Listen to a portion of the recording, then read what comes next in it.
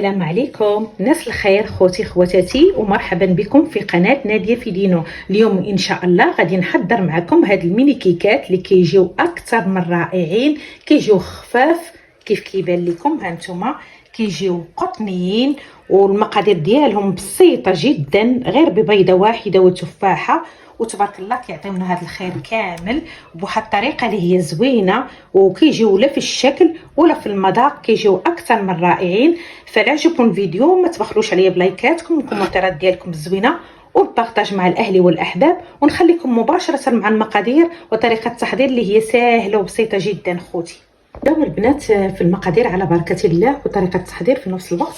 هنا عندي بيضه، كلشي بدرجه حراره المطبخ، وغادي نضيف ليها قريصه ديال الملحه، وغادي نضيف ليها ساشي ديال فاني،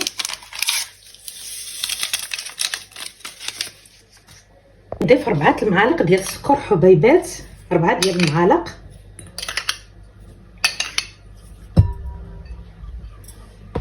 بهاد العناصر جيدا، هاد السكر والبيض حتى يولي عندنا ابيض. من بعد غادي نضيف نصف كاس ديال الزيت،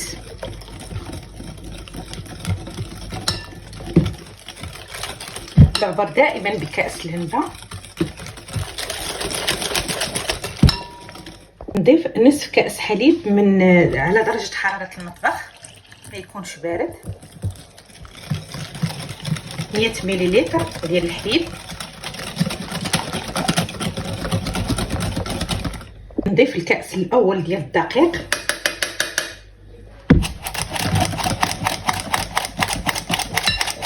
غادي نضيف الكاس الثاني من الدقيق كذلك، وغادي نضيف ليه 2 معالق ديال كاكاو المر،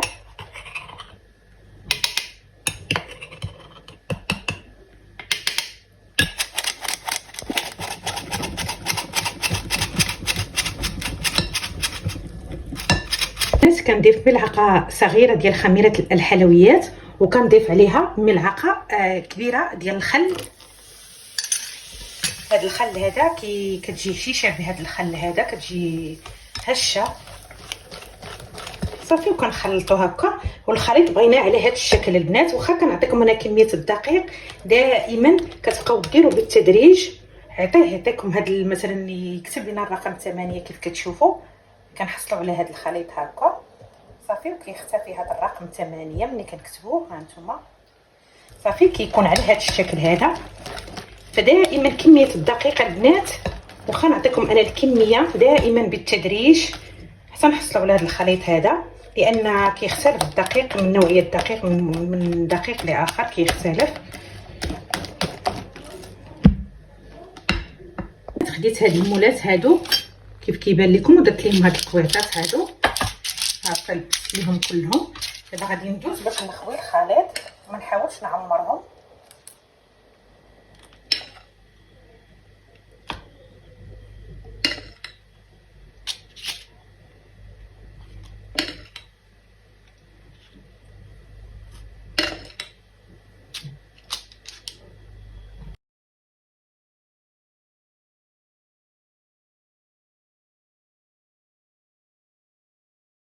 بعد ما ملأتهم غادي نخليهم هنا جانبا، وهنا غادي ناخذ واحد التفاحه وغادي نحاول نقيها.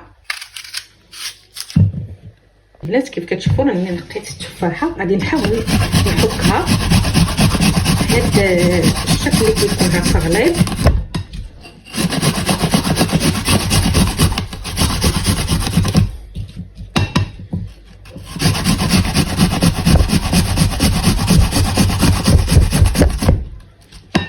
التفاحه ديالي حكيتها، غادي نضيف ليها واحد الساشي ديال الفاني هكا باش تجي منسمه.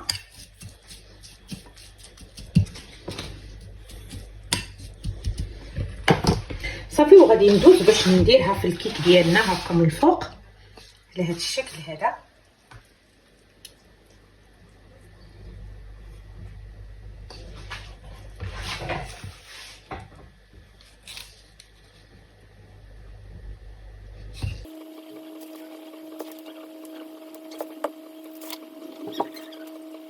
غادي نضيف البنات رقائق اللوز اللي بغيتو نتوما، حتى الشوكولاط حبيبات تقدروا تضيفوه اللي عندكم.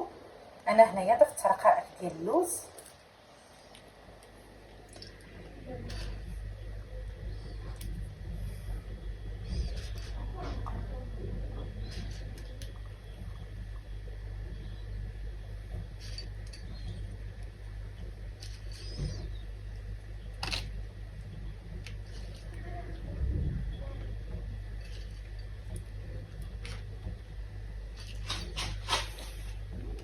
هنايا راني كنت مشى على الفران على درجه حراره 180، غادي ندخلهم تقريبا 20 دقيقه ومن بعد غادي نتلاقى معكم.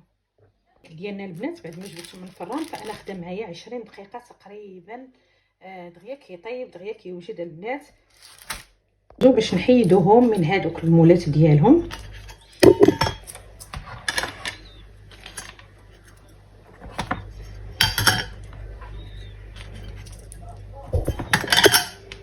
ترى الشكل ديالهم كيجيو رائعين، غير التزموا بالمقادير اللي عطيتكم وما تعمروهمش بزاف، ما تعمروهمش حتى الفوق، يعني تخليه واحد شويه باش يجيو طالعين، حيت الا عمرتهم بزاف غادي يخرج من المول هكا الا كثرتو بزاف، يعني غير القياس. صراحه راه كيوجدوا دغيا كيجي الشكل ديالهم رائع كيف كيبان لكم، لا في الشكل ولا في المذاق، كيجيو غزالين البنات، ما فيهمش شي مقادير كيف شفتوا معايا، غير بيضه واحده والشكل ديالهم كيجي غزال. هنا درت لهم السكر كلاصي البنات كيف كتشوفوا معايا، صافي كيعطيهم واحد الشكل كيجي جميل بزاف. كيف كتشوفوا البنات كيجي الشكل ديالهم راه كيجيو رطبين. ها نتوما شوفوا، انا حيدت وحده باش نوريها لكم، ها نتوما كيجيو رطبين وهشاش. ها نتوما غير التزموا بالمقادير، وحتى الدقيق بالنسبه للدقيق واخا نعطيكم 2 كؤوس مثلا، تشوفوا على حسب الدقيق كاين اللي كيشرب وكاين اللي كيجي هو هذاك. المهم غادي تشوفوا طريقه التحضير كيفاش درت، راه كيجيو خفاف ها نتوما البنات، وكيجي المذاق ديالهم رائع. كيف قلت لكم ما تعمرهمش بزاف باش ما يجيكمش فايدين. الصراحه كيف شفتوا المقادير بسيطه وغير بيضه واحده وتفاحه، وتبارك الله عطانا هذا الخير هذا، كيجيو اكثر من رائعين. فكنتمنى الفيديو ديال اليوم ينال الاعجاب ديالكم، وصلوا لعدد كثير من اللايكات والبارطاج مع الاهل والاحباب باش تعم الفائده، ونضرب لكم موعد في فيديو قادم بحول الله. الى اللقاء اخوتي.